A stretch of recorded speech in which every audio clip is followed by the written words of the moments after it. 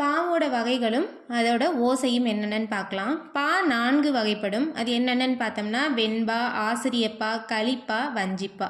வெண்பாவோட ஓசை செப்பல் ஓசை. செப்பல் ஓசை அப்படின்னா என்னென்னா 2 பேரும் உரையாடுறது மாதிரியான ஓசை தான் செப்பல் ஓசை. அறநூல்கள் பலவும் வெண்பாவால் அமைந்தவைன்னு சொல்லியிருக்காங்க. இப்போ அறநூல்கள்னால் என்னென்னது? திருக்குறள், நாலடியார், இந்த மாதிரியான நூல்கள்லாம் அறநூல்கள். இது எல்லாமே வெண்பாவால் அமைஞ்சிருக்கும். ஆசிரியப்பா அகவல் ஓசை உடையது. அகவல் ஓசை அப்படின்னா சொற்பொழிவு போன்ற ஓசை. சொற்பொழிவுனா ஒருத்தவங்க தான் பேசுவாங்க, ஓகேங்களா, ஒருவர் மட்டும் பேசுவது, அது அகவல் ஓசை. சங்க இலக்கியங்கள் எல்லாமே ஆசிரியப்பாவால் அமைந்தவை. களிப்பா துள்ளல் ஓசை உடையது. துள்ளல் ஓசைனா கன்று துள்ளுவது போல ஏற்றமும் இரக்கமுமாய் வருவது தான் துள்ளல் ஓசை. அப்போ களிப்பாவால் ஆனது களித்தொகை. வஞ்சிப்பா தூங்கல் ஓசை உடையது. தூங்கல் ஓசைனா மெலோடிஸ், ஓகேங்களா.